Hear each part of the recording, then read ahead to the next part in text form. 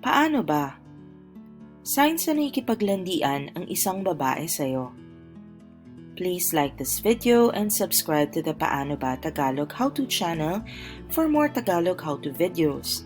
For topic requests for future videos o kung gusto niyo po magpa-shoutout, please like this video, subscribe, and leave a comment down below. Gusto niyo bang humingi ng payo? Maaari kayong sumulat sa paanobachannel@gmail.com. Libre po ang payo kapag napili ang inyong sulat para mabasa sa ating bagong Facebook page, www.facebook.com/paanobachannel. Kung gusto niyo po ng pribadong one-on-one consultation with our coaches na hindi ipopost sa social media, please book a session with us at www.buymeacoffee.com/paanoba. Okay, let's start our video. Paano malalaman kung nanglalandi ang isang babae sa'yo? Sign number 1, nagpapakute siya sa'yo. Nakikipaglandian sa'yo ang isang babae kung nagpapakute siya sa'yo. Kung dati ay hindi naman siya nag-aayos, napapansin mo na tuwing magkikita kayo ay nagbibihis babae na siya at nagpapaganda. Posibleng nakikita mo siyang nakatingin sa'yo, ngunit pag tumingin ka pabalik ay kunwaring titingin siya sa ibang lugar o sa ibang tao. Kung nagkakatitigan kayo at initian ka niya, paminsan ay senyales ito na pwede mo siyang lapitan at kausapin. Sa tuwing nag-uusap kayo, nag-iiba ang boses niya. Mas nagiging feminine at malambing ang tono niya kumpara sa tono niya kapag kaibigan lang ang kausap niya. Lagi kanyang niningitian kapag nagkakasalubong o nagkakausap kayo.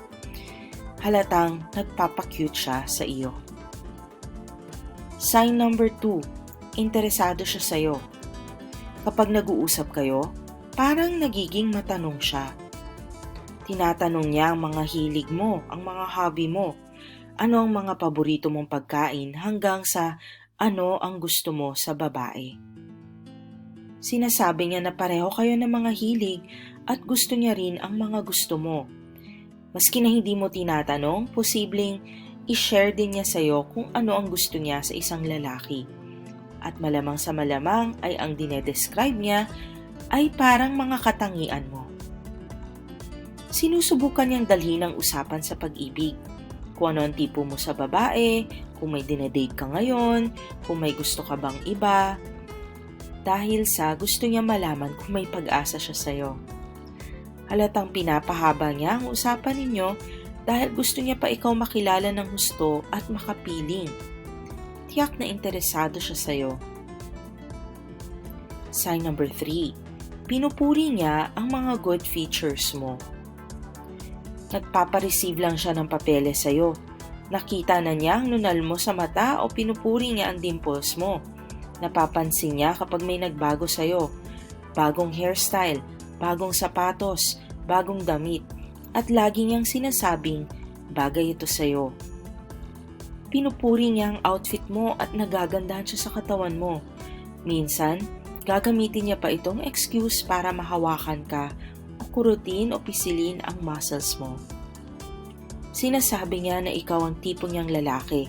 Kunwari pabiro, pero alam naman ng lahat na totoo ito. Hinihintay niyang sabihin mong gusto mo rin siya o yayain mo siyang lumabas. Maririnig mo na lang sa ibang tao na puro papuri siya tungkol sa iyo at tinutukso nila kayo dahil halatang crush na crush ka niya. Pinupuri niya ang mga good features mo. Sign number 4, tumatawa sa mga jokes mo. Kahit medyo wali ang pagka-deliver mo ng jokes, tatawa na lang siya. Bentang-benta sa kanya yung mga corny jokes mo, kahit obvious naman na hindi nakakatawa. Parang matinis ang tunog ng tawa niya at yung tawa niya parang ang lande. Hinahampas-hampas ka pa niya habang tumatawa para may excuse siyang mahawakan ka. Tumatawa siya sa jokes mo. Yun ang sign number 4. Sign number 5. Malagkit ang tingin niya sa'yo. Kapag kinakausap ka niya, iba ang tingin niya sa'yo kumpara sa tingin niya sa iba. Panay ang kurap ng mga mata niya at parang kumikislap-kislap ang mga mata niya. Parang nanlalagkit ang mga tingin niya, parang nangaakit. At tinitingnan ka niya hindi lang sa mata. Napapansin mo, tinitingnan niya ang iyong mga labi. Ang titig na parang hinuhubaran ka ay saktong senyales na linalandi ka niya. Kapag kinindatan ka niya o hinawakan sa bewang o binti habang kausap ka at halatang nangaakit ang mga mata niya at mga salita niya, wala nang kaduda-duda na linalandi ka niya. Hinihintay ka na lang niyang lumandi sa kanya pabalik. Sign number 5, malagkit ang tingin niya sa'yo. Sign number 6, nagsusuot ng revealing na damit. Posibleng nilalandi ka ng babae kung magsusuot siya ng revealing na damit sa date ninyo. Kung sa opisina ay lagi siyang professional magdamit, ngunit sa date ninyo ay sobrang ikli ng kanyang palda. Malamang ay ginawa niya ito para maakit ka. Yuyuko siya na kunwari ay may nahulog para makita mo ang dibdib niya, lalo na kung wala siyang suot na bra. Kapag nasa likod naman ay kunwaring yuyuko din para masilipan mo ang panty niya o ang binti niya. Hahanap siya ng paraan para mahawakan mo siya o purihin. Posibleng ipapaayos niya ang strap sa likod niya o kung gusto mo ba ang damit niya. Sign number 7, nagiging touchy. Nagiging touchy ang babae o palahawak kapag nanglalandi ng lalaki. Kasama na rito ang paghawak ng kamay mo, pag-akbay, pagyakap o pagyapos sa'yo, pagsandal sa'yo, paghampas sa balikat mo, o pagdikit sa'yo in general. Gagawa siya ng excuse, mahawakan ka lamang. Minsan ay napapansandal siya sa'yo o nagpapayakap. Kung mahiyain siya, minsan ay padadaplisin niya lang ang kamay niya sa kamay mo. Kapag bigla ka na lang niyang hinalikan, alam mo na siguradong linalandi ka niya. Bahala ka na kung lalandiin mo siya pabalik. Sign number 7, nagiging touchy ang isang babae. Sign number 8, nagte-text ng double meaning ng mga mensahe o green jokes. Nanlalandi ang babae kapag siya ang unang nagme-message, lalo na ng mga birong doble ang mensahe. Posibleng binibiro ka niya tungkol sa haba ng iyong paa o laki ng iyong kamay, o kung magaling ka ba at may stamina. Ang mga birong ganito ay hindi gagawin ng babae kung hindi siya nanglalandi sa'yo. Kung siya ang nagbe-bring up ng usapan tungkol sa pagtatalik sa mga conversation ninyo, lalong-lalo na mga tanong tungkol sa kung ano ang gusto mo, malamang sa malamang ay linalandi ka niya. Tinitingnan niya kung kakagat ka. At mas siguradong nilalandi ka ng babae kung pinadadalhan ka niya ng mga emoji kagaya ng wink o talong. Kapag hinaya ka na niyang magkita at magpahinga ng magkasama o maglambingan, alam mo na, nasa sayo na yon kung lalandiin mo rin siya pabalik. Good luck!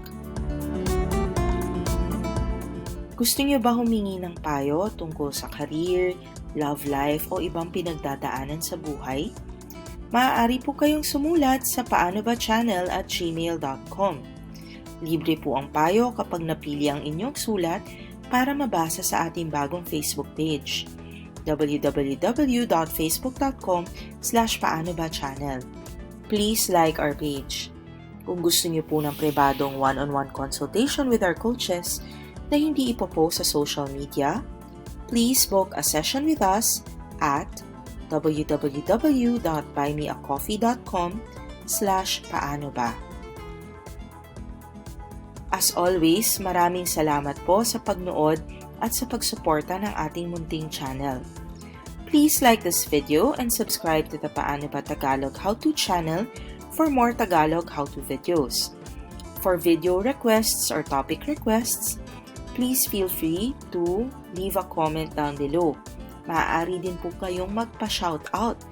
o kung may mensahe kayo sa iyong crush at gusto niyong banggitin natin sa mga susunod na video. Please like this video, subscribe, and leave a comment down below. Maraming salamat!